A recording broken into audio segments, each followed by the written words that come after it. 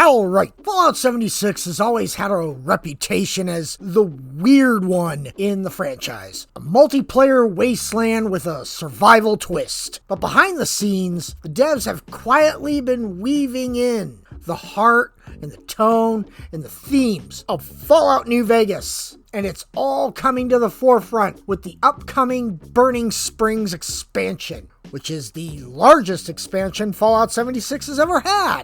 So there's that. Today, we're diving into how Fallout 76 is channeling Fallout New Vegas. We'll talk about what's already confirmed and how this shift might reshape your experience in Appalachia and beyond. Like, comment, subscribe, let's get into it. In the comic book resources piece, Fallout 76 was quietly inspired by the most beloved game in the franchise.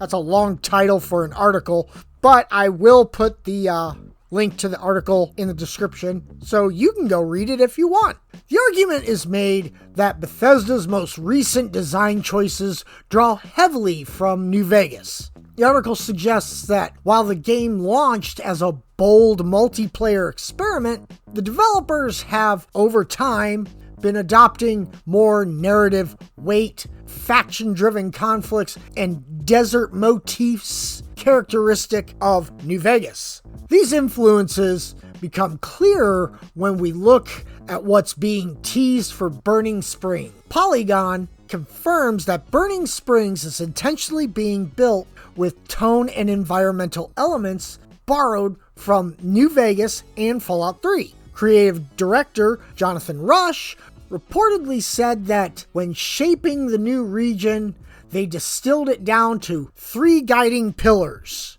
desert, deathclaws, and raiders. I'd say 4. You could put in glitchy goodness.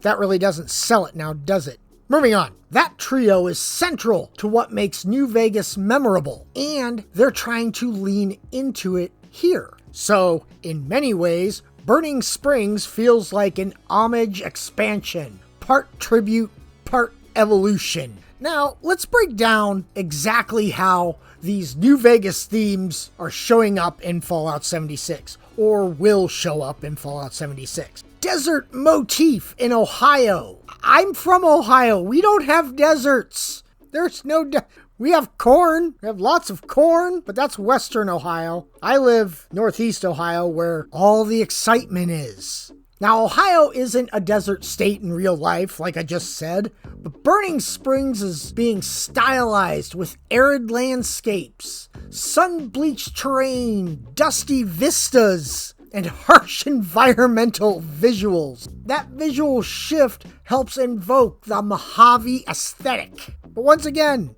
not Ohio. I don't live in a desert. This isn't Arizona. Next, Raiders and Deathclaw emphasis. The devs have confirmed that Raiders and Deathclaws will be more prominent in the new region. Sure, why not? Just put more Deathclaws. It's Ohio. Yeah, that's what I want in my state. More Deathclaws and Raiders. So these will be prominent in the new region, in line with the dangerous wasteland feel that New Vegas delivered. What was the name of that canyon where all the Deathclaws were? In New Vegas? I can't remember. If you remember, put it down in the comments. Oh, I wish I could remember.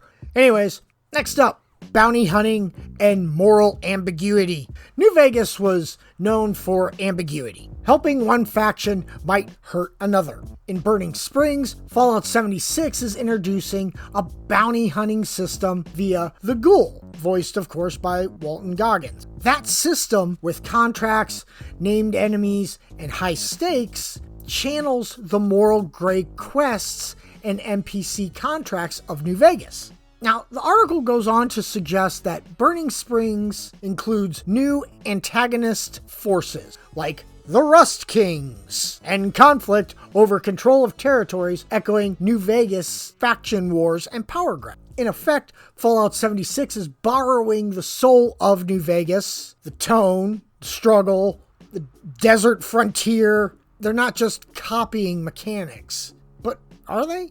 I don't know. I haven't played it. I don't have it on PC. I play on Xbox. I got ruined on PC games in the 90s. Most likely because I had a crappy computer in 95, which had a hard time playing Civilization 1. But anyways, now why is this shift interesting or controversial for Fallout 76? Let's analyze it. One of the historical criticisms of Fallout 76 is that it lacked deep narrative weight compared to single-player entries. Embracing New Vegas's influence helps inject more story, character, and quests that feel meaningful. Also, many longtime fans love New Vegas's classism. By using its atmosphere as a guide, Bethesda may be tapping nostalgia to bring back lapsed players, which is kind of brilliant if they can pull it off. I'm not saying that this is going to make Fallout 76 the next Fallout New Vegas. This isn't Fallout 76 New Vegas 2. New Vegas 2. That's a whole video in itself. I think I did that one like 2 years ago and said it was never going to happen. Whatever. Still don't think it's going to happen. But if you want, put down in the comments, do you think we'll ever get New Vegas 2? No. There's a fine line between tribute and imitation.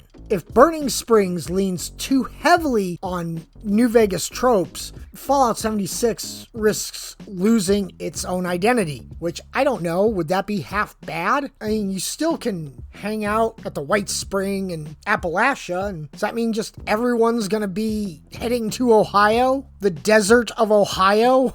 I don't think so.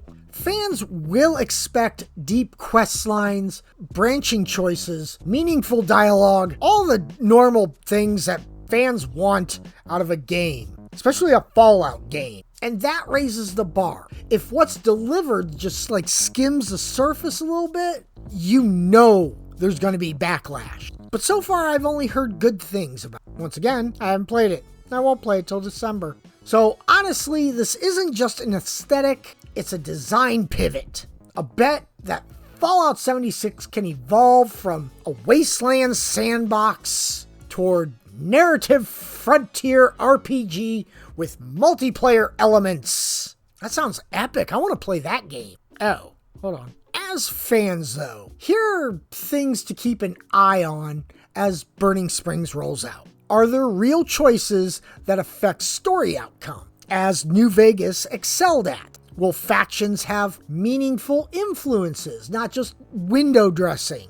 Is it going to, like if you go back into Appalachia, will they be like, oh, did you hear what happened up in Ohio? Probably not. I mean, how deep is Bethesda going to go into the woods on it? They gotta rewrite everyone's dialogue? I don't know.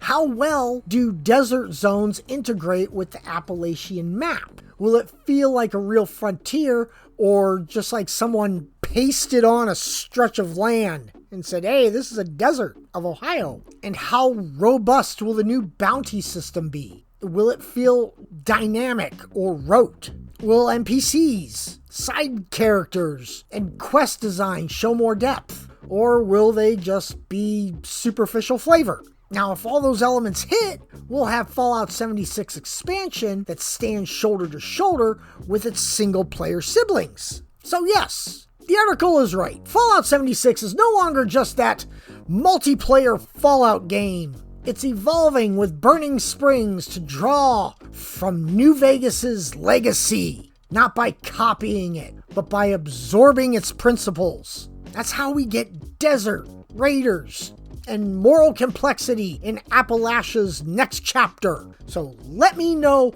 what New Vegas element you're most excited to see or most nervous about to see in Fallout 76. The desert vibe, bounty hunts, faction conflicts. Drop it in the comments. If you like it, hit the like button. Subscribe for more Fallout 76 and me probably complaining about how there are no deserts in Ohio. We do have some beaches, but that's up near the lake. I'm just hoping the sands of Burning Springs surprises us all. That was cheesy. I'm gonna leave it in though. Okay, bye.